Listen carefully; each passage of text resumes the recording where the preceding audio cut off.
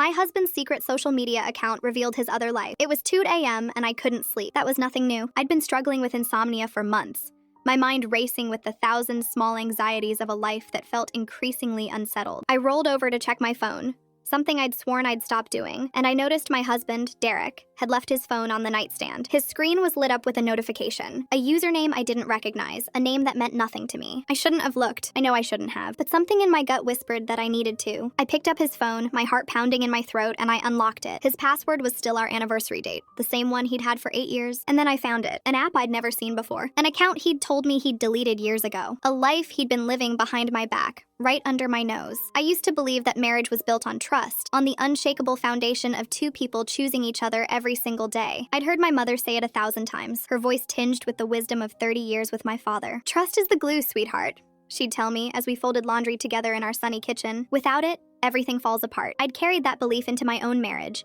wearing it like a shield against the inevitable doubts that crept into any long-term relationship. I trusted Derek completely, unequivocally, with every fiber of my being. Derek and I had been together for 10 years, married for 8. We met in graduate school, two overachievers bonding over late-night study sessions and terrible cafeteria coffee. He was brilliant, ambitious, with a sharp wit and a gentle smile that could disarm any room. I was drawn to his confidence, his unwavering belief in himself, and his ability to make me feel like the only person in the world. We were that couple, the one everyone assumed would go the distance. We'd built a life together, a beautiful life filled with shared dreams and quiet mornings, a cozy apartment in the city, a weekend home in the mountains, a circle of friends who'd become family. I thought I knew everything about him. I knew his favorite food, the way he took his coffee, the little frown he got when he was concentrating. I knew his childhood stories, his career aspirations, his deepest fears. He was an open book to me, or so I believed. We had a routine, a comfortable rhythm that felt like home. Our evenings were spent on the couch, me reading a novel while he scrolled through his phone. We'd share highlights of our day,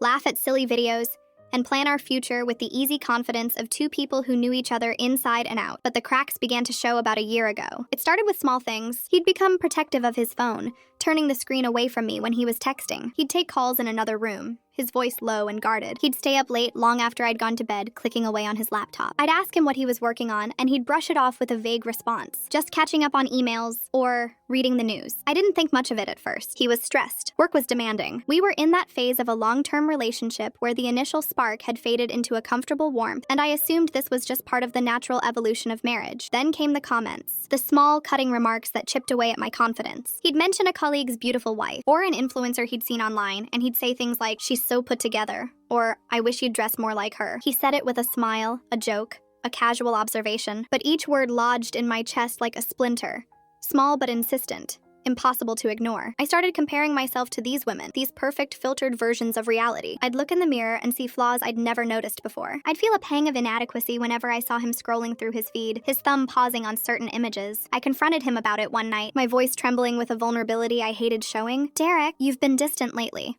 I said, sitting on the edge of the bed while he brushed his teeth. "Is everything okay?" He spat out the toothpaste and met my eyes in the mirror. "Everything's fine, sweetheart. I'm just stressed. You know how it is. But you've been making comments about other women, about how they dress, how they look. It makes me feel like I'm not enough." He turned around, his expression softening. "Violet, I'm sorry. I didn't mean anything by it. You know I love you. You're my whole world." He walked over and wrapped his arms around me, his chin resting on the top of my head. "I'm just being stupid. Forget I said anything."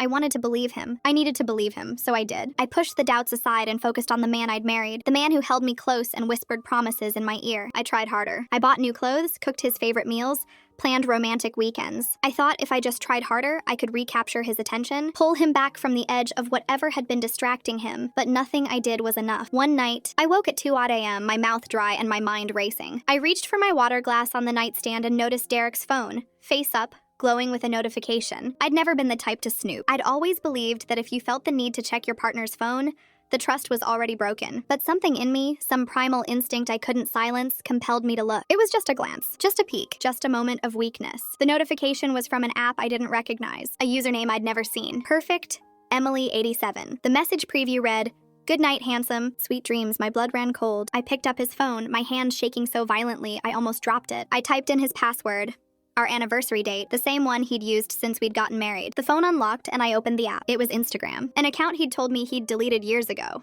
back when we first started dating. He'd said he was over social media, that it was too toxic. He'd promised me he'd closed everything down, but here it was, an active account with dozens of posts, hundreds of followers, and a feed filled with a life I knew nothing about. His bio read, "Living my best life." His profile picture was a photo I'd taken of him on our vacation to the mountains, a picture he'd never posted on his main account. And then I saw her, Emily, a woman with long, dark hair and a dazzling smile. A woman who looked like a model, whose photos were carefully curated, perfectly filtered, impossibly beautiful. And there, in the comment section of her most recent post, was my husband. Stunning as always. You're absolutely perfect. The comment was from yesterday. I scrolled further. Through weeks, months, years of comments. Beautiful, goddess, my dream woman. I'd give anything to be with someone like you. He'd been leaving these comments for years, long before I'd started noticing his distance, long before the cracks had become visible. He'd been living a secret life behind my back, pouring his admiration into a woman he'd never met, a fantasy he'd created in his head. I scrolled up, my heart pounding, my hands trembling. There was a direct message thread. Months of messages, hundreds of them,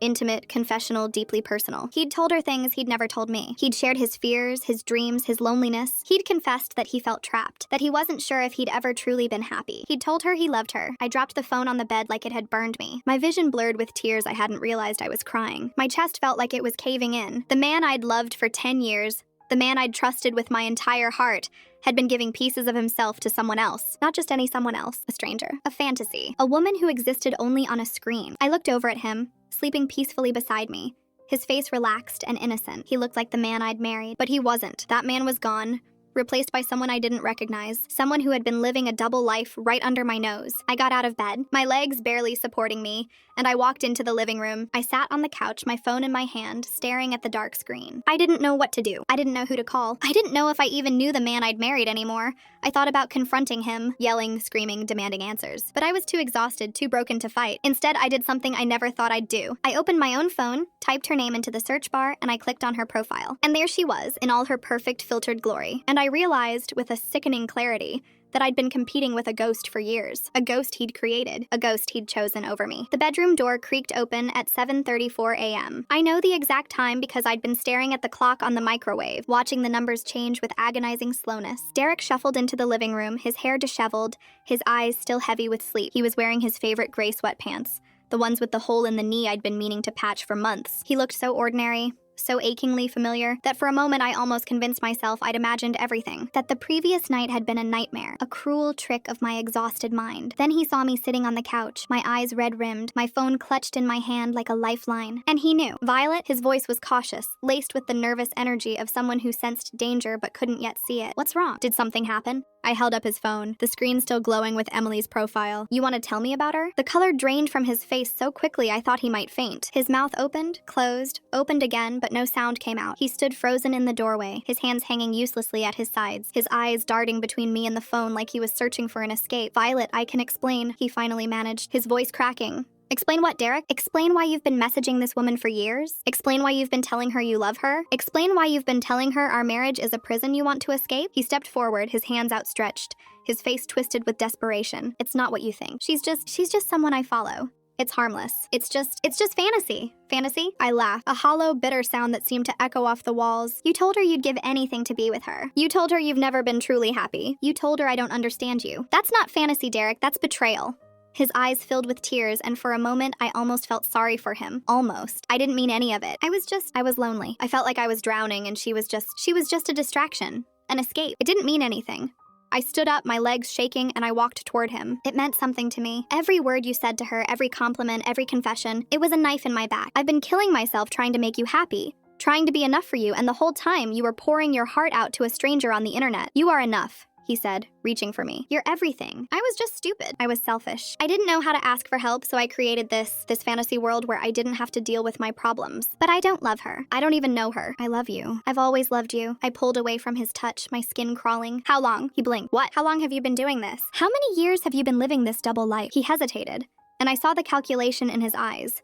The desperate attempt to find an answer that wouldn't destroy me completely. 2 years, he finally whispered. It started about 2 years ago. 2 years. 2 years of secrets. 2 years of lies. 2 years of him waking up next to me, kissing me goodbye, and then pouring his soul into a digital void. I thought about all the nights I'd lain awake, wondering what I'd done wrong, wondering why he'd grown so distant. I thought about all the ways I'd tried to fix myself, to be better, to be enough. And all along, it had never been about me. It had been about him, his emptiness, his inability to face his own demons. I walked to the kitchen and poured myself a glass of water, my hands trembling so violently I spilled half of it on the counter. Derek followed me, hovering at the edge of the room like a ghost, Who is she? I asked, my back to him. Do you know her in real life? Have you met her? No, he said quickly. I've never met her. She lives across the country. We've never even talked on the phone. It's all just messages, comments. She doesn't even know who I really am. I made up a whole persona. A different name, a different life. It was just an escape. I turned to face him, searching his eyes for any sign of the man I'd married. Why? Why did you need to escape so badly? What was so terrible about our life that you had to invent an entire other one? He sank into a chair at the kitchen table, his head dropping into his hands. I don't know, he said, his voice muffled. I don't know. I thought I was happy. I thought I had everything I wanted. But somewhere along the way, I just felt lost. Like I was going through the motions. Like I was playing a role. And I didn't know how to tell you because I was so ashamed. I didn't want you to see me as broken. I sat down across from him, the distance between us feeling like an ocean. You told her, though. You told her everything. You told her you were broken. You told her you were unhappy. You told her you wished you could start over. You told her all of that, and you couldn't tell me? He looked up, his eyes red and swollen, because she didn't know me. She didn't know the real me. She only knew the version I created, the version who was confident and exciting. I could be whoever I wanted to be with her. I didn't have to face the shame of my failures. What failures? I asked, genuinely confused. What are you talking about? He was silent for a long moment, staring at the table like it held all the answers. My job, he finally said. I was laid off 6 months ago. I've been pretending to go to work every day. I've been driving to the library, sitting in my car, going to coffee shops. I've been pretending because I was too ashamed to tell you I couldn't provide for us anymore. The words hit me like a physical blow. I felt the air leave my lungs. What? I lost my job 6 months ago. I've been hiding it because I didn't want you to see me as a failure. I didn't want to let you down. So I created this fantasy world, this escape, where I could pretend I was someone else, someone successful, someone desirable. And Emily, she was part of that fantasy. She was the woman who looked at me like I was enough, even though I'm not. I reached across the table and took his hand, even though every instinct told me to pull away. You're not a failure, Derek. You're a human being who made a mistake. A lot of mistakes. But hiding from me, lying to me, living a double life, that wasn't about protecting me. That was about protecting yourself. He nodded, tears streaming down his face. I know, and I'm so sorry. I'm so sorry I hurt you. I'm so sorry I wasn't brave enough to tell you the truth. I pulled my hand back and stood up. I need time. I need to process all of this. You lied to me for years. You built a whole secret life behind my back. You made me feel like I wasn't enough when the problem was never me. I can't just forgive that. I can't just pretend it didn't happen. I understand, he said, his voice barely a whisper. I'll do whatever it takes. I'll go to therapy. I'll delete the account. I'll tell you everything. Just please don't give up on me. I walked to the bedroom and closed the door, leaning against it as the tears I'd been holding back finally spilled over. I didn't know what I was going to do. I didn't know if I could ever trust him again. But I knew with absolute certainty that the man I'd married had been hiding from himself, and in the process, he'd hidden from me, and I wasn't sure I could ever forgive him for that. The morning of the 4th day, I woke up and realized I was tired. Not just physically exhausted, but bone-deep weary of the weight I'd been carrying. I was tired of crying, tired of analyzing, tired of wondering what I could have done differently. I'd spent years trying to be the perfect wife, the perfect partner, the perfect everything. I'd contorted myself into shapes I didn't recognize, all in the desperate hope of keeping my marriage intact. And what had it gotten me? A husband who'd been pouring his heart into a fantasy while I was killing myself to be real? I walked into the living room and found Derek sitting on the couch,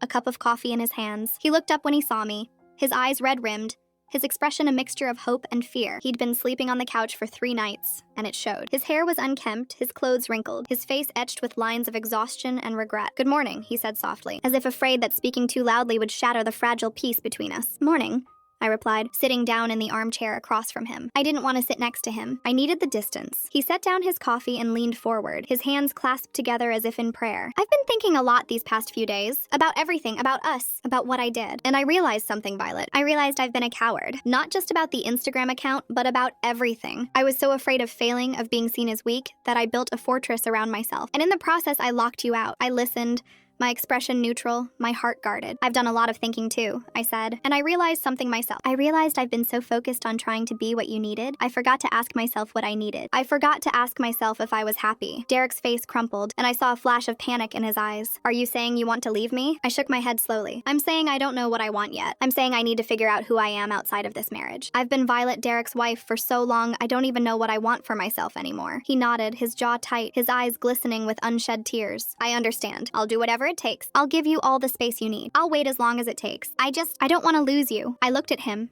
really looked at him, and I saw the boy I'd fallen in love with, the boy who'd made me laugh in the library, the boy who'd held my hand through my father's funeral, the boy who'd whispered promises of forever in my ear. But I also saw the man who'd lied to me, the man who'd made me feel inadequate, the man who'd chosen a fantasy over his own wife. I'm going to stay with my mother for a while, I said. I need some time. I need to clear my head. His face fell, but he nodded. I understand. Take all the time you need. I'll be here when you get back. I'll be better. I promise.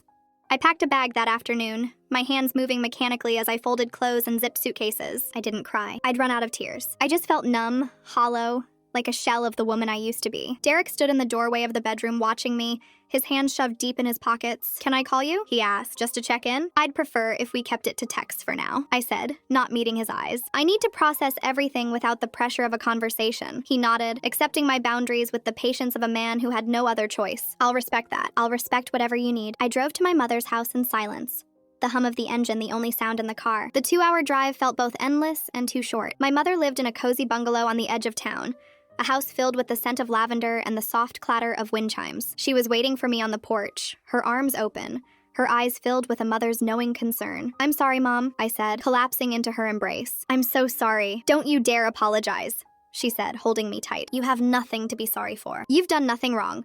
I stayed with her for 3 weeks, 3 weeks of long walks, late-night conversations, and the slow, painful process of untangling my identity from my marriage. I started journaling, pouring my feelings onto the page in raw, unedited streams of consciousness. I started running, pounding the pavement until my lungs burned and my mind went quiet. I started therapy, sitting across from a woman who listened without judgment and helped me untangle the threads of my self-worth. And somewhere in the middle of all that healing, I started to feel like myself again. Not the woman I'd been before marriage, but someone new. Someone stronger. Someone who knew her own worth. I hadn't called Derek in weeks. He'd sent me texts every day. Small updates about his therapy sessions, his thoughts, his regrets. He was trying. I could see that. But I needed to make a decision about what I wanted. Not what he wanted. Not what anyone else wanted. What I wanted. One evening, I sat on my mother's porch, watching the sunset paint the sky in shades of orange and pink. I pulled out my phone and scrolled through his messages. The last one had come that morning. "I know I don't deserve your forgiveness, but I'm going to keep working on myself. Whether or not you come back, you deserve the best version of me,